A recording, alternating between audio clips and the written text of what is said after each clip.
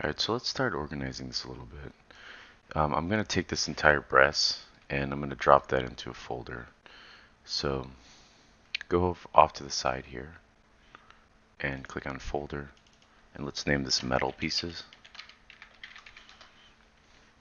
And I'm going to just move it above the keyhole here and select the painted steel up to the keyhole, drop that. I might actually just drop my nail into the metal piece too, even though it made it dark. What we can do is, because one of the reasons it's so dark is I think it's taking into account, yeah, it's taking into account a bunch of the other stuff. Maybe it's just the hole. So let's take nail here and let's take the hole, drop it below it. And then we don't want the brass here to affect that. So one area that you can also do to affect everything below that is I can just add a layer mask to this. And then go in here. And on that mask, make sure your alpha is on black. And just paint. Let's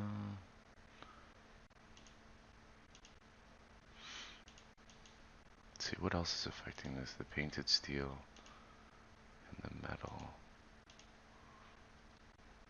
We'd have to go in and sort of like adjust this other stuff. You know what? Let's leave the nail and hole up there so I don't have to create a bunch of other masks. And let's move our nail back out. Yeah, so we'll leave that here. Where's that nail? Oh, it's up top. We'll leave them together like that. All right. So we've got that organized for metal pieces, and then the leather for the suitcase. That consists of these two, right? So let's make a folder out of those.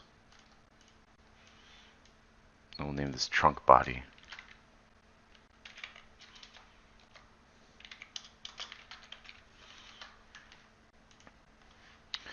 And let's take a look at working on that handle. So what I might want to do is, because I'd like to do a little bit more wear and interest in that, is I might give that its own folder. So let's just name this handle. And we can put folders within folders, but for now it's not that complex of a piece where we need to do that. So let's go ahead and in our handle material, let's add a white mask. You know what, let's do this. Let's add a black mask instead. I just hit Control Z on that. And I'm going to hit 4, and I'm going to grab my polygon tool. I'm going to click on just the handle. And okay, yeah, it worked. Okay, let's try that again. There we go. And then these two little guys right here. So this piece and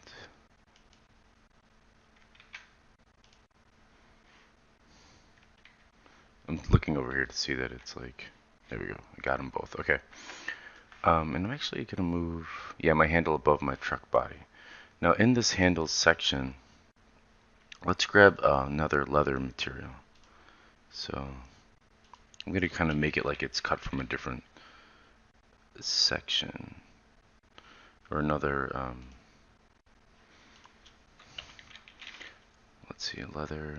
There's leather. We'll do leather stylized in here too.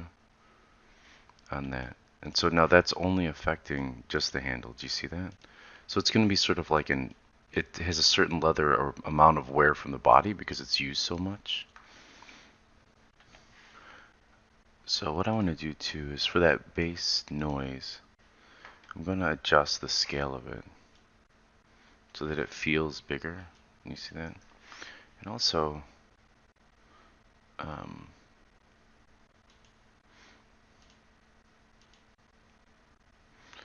for this trunk body thing here, I'm going to go to add white mask, and then I'm just going to take it off from my handle like that.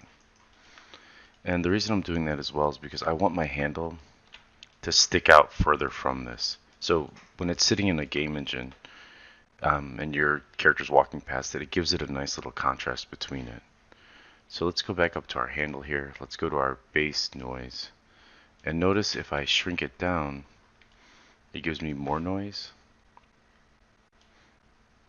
I want to go higher so I get a little bit, um, I'm sorry, I want to scale up my noise so that we get a little bit more variation in there. So when the light hits it, I'm looking at things like this.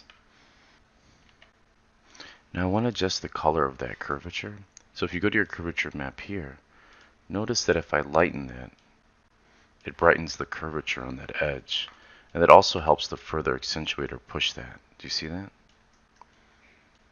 Away from the case itself. Alright, I'm also, like I said, I want to add more wear to the handle itself. So what I'll do is, on the same leather handle section, I'll grab this leatherette. I think this is, let's see which one I like better. We'll do this one damaged.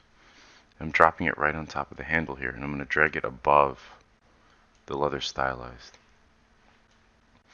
So it gives it kind of like almost a crocodile feel. I don't necessarily like this, so I'm going to expand this. And for damage here, I can adjust the UV scale on this a little bit, and then the leather pattern, I'll keep going until I get something a little bit more textured like that and smaller.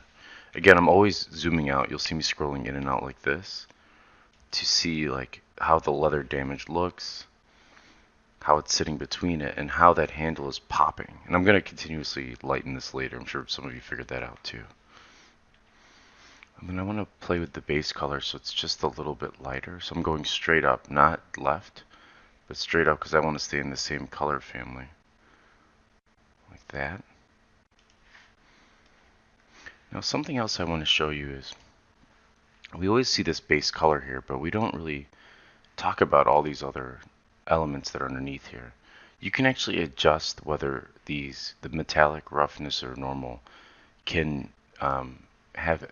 be affected by any of these elements which you might be used to from Photoshop, right? So for example, say I want on this leather damage, I want to make it feel more like leather instead of this foggy, shiny. I can go to the roughness, for example, and I can go from normal to disable, and you'll notice that now it feels more like flat leather opposed to something that's shiny. And that's something I would suggest also if you're working in skin, is disabling the roughness channel on some of these textures. So now if I jump back up to base color, you can see your base color attributes appear here. Another way of doing it is hitting C, right? And one pro trick is you always want to look at it with flat color on and say, does this feel like, is this starting to feel more realistic, or is it trying to get the feeling as you as an artist want to get across? Alright, so now what I want to do, I'm going to hit M to get back into materials here. I'm also going to hit Control S to save it. I'm going to make an empty layer above this, and I'm just going to name it Stitches. Oops, yeah, I'm okay. Stitches. And I'm going to hit F2 so I can just focus on just the handle here to draw on.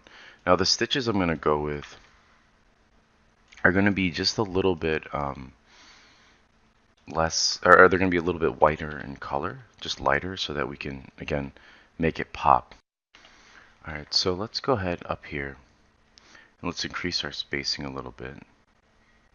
And then another thing that we want to do is go to follow path. Now something a lot of people don't know is you can actually test your brush out in here before you even apply it. So you can adjust your spacing, right? So something like this. And you could say, okay, that feels pretty good. And we also want follow path on so that it follows the path. It's almost like lazy mouse in ZBrush or smoothing in the new version of Photoshop. Alright, so I'm going to hit C a couple times so that until we get to our normal map here. You can see we don't have a hell of a lot of height here. But what I'm going to do is take the height all the way up so you can see as I paint across the surface.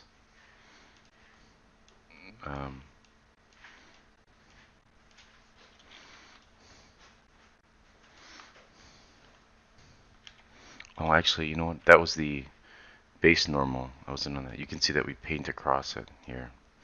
And the other one was in DirectX mode versus OpenGL mode. So I'm going to go ahead and undo all of these. Alright, I'm going to hit M for material. And then under I'm going to take my metallic up, but my roughness all the way sort of down. So something like this. Or I'm sorry, my roughness down and bring my metallic. Just so that it's more of like a shinier stitch.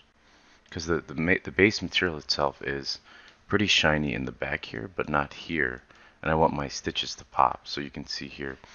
Another thing is I want to take my color as an off-white. So if you see here as I'm going across, and I go out this way, you can see that that off-white really makes it pop across the surface of that stitching. Now let's close this out. Let's go up to alpha and just type in comma stitch. Hopefully I have it in I record these tutorials on different computers, so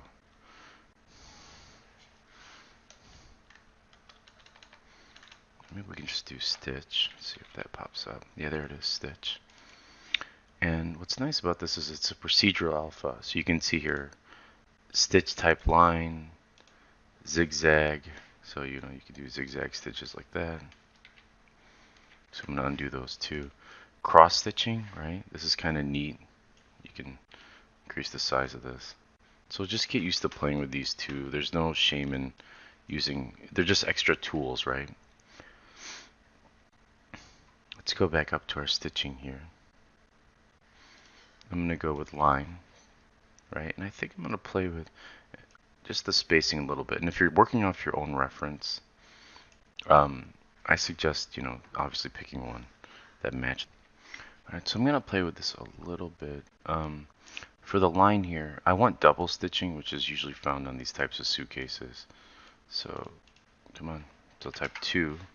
So I get a nice double stitch across the top. Now I want to also decrease the amount of spacing. So something like this. The size of my brush. Now I'm actually using the mouse for this because I don't want pen pressure. And I could turn off pen pressure here, but I like to jump between both. So what I'm going to do is just kind of go over my stitching like that. And another way of doing it is, if you hit F3 and you zoom in here, you can kind of, or F1 if you want to see how it looks on both. So I'm going to space mine out. Let's go a little bit smaller. Sorry for all the keyboard sounds. I'm going to try to turn those off in the recording later. And the reason I'm doing it in here too is because sometimes you get weird stretching in Substance when you're something like this. We'll do another set down here. This is a terrible tailor. Doesn't even line up his stitching.